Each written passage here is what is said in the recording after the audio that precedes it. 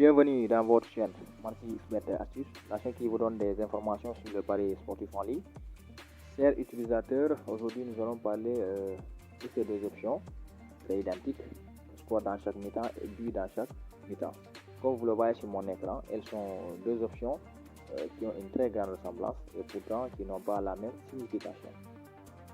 Voilà pourquoi aujourd'hui nous allons apporter des éclaircissements à propos de ces deux options-là, pour vous permettre d'éviter des erreurs ou des confusions lors de la combinaison des matchs sur vos coupons de paris.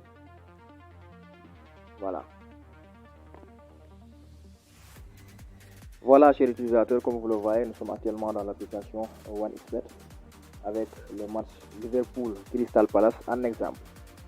Voilà. Pour pouvoir parier sur ces deux options-là, il faudra filer en bas. Voici la première option, score dans chaque mi-temps, comme vous le voyez, après total.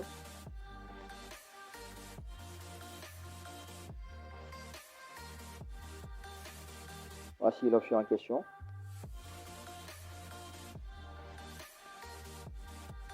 Comme vous le voyez sur mon écran, il y a trois sous-options. Ça concerne l'option dans chaque mi-temps. Les trois tableaux qui sont en bas. Tout d'abord, comme vous le voyez, on a ce que nous constatons, on a les signes de comparaison. Supériorité, égalité, infériorité. Pour cette première sous-option, on a 1 supérieur à 2 chez l'utilisateur, ce qui veut dire qu'il y aura plus de buts en premier mi-temps qu'en deuxième mi-temps. Voilà. La deuxième sous-option, 1 égale 2, ce qui veut dire qu'il y aura autant de buts en premier mi-temps qu'en deuxième mi-temps. Par exemple, ce qui veut dire que dans le match Liverpool Crystal Palace, il y aura 2 buts en première période et 2 buts en deuxième période. Il n'y aura pas de supériorité, mais plutôt une égalité de buts dans chaque mi-temps. Voilà. Comme vous le voyez, pour cette troisième sous-option, on a 1 inférieur à 2, ce qui veut dire qu'il y aura plus de buts en deuxième mi-temps qu'en première mi-temps. Voilà. Voilà la signification de score dans chaque mi-temps, c'est l'utilisateur.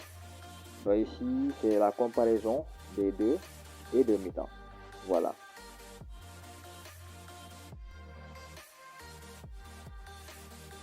En termes de but, voilà chez l'utilisateur, comme vous le voyez, après score dans chaque mi-temps, pour pouvoir parier sur l'option but dans chaque mi-temps, il faudra toujours filer en bas.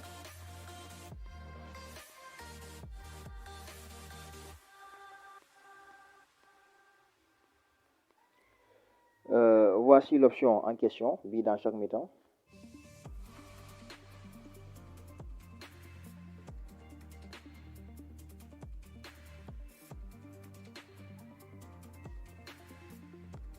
Voilà.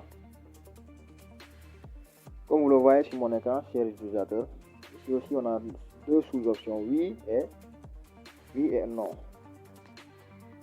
Voilà, but dans chaque mi-temps, ce qui veut dire que il y aura minimum un but dans chaque mi-temps. Par exemple, le match Liverpool Crystal Palace, dans chaque mi-temps, il y aura minimum un but. Voilà, c'est ça la signification de but dans chaque mi-temps. Encore une fois, but dans chaque mi-temps, ce qui veut dire que dans chaque mi-temps, il y aura minimum un but. Voilà. Si le match Liverpool Crystal Palace, par exemple, n'a pas de but en première période ou en deuxième période, dans ce cas, vous perdrez votre coupon de pari. Voilà. Voilà, chers utilisateurs, voici la différence entre ces deux options, score dans chaque mi-temps et but dans chaque mi-temps.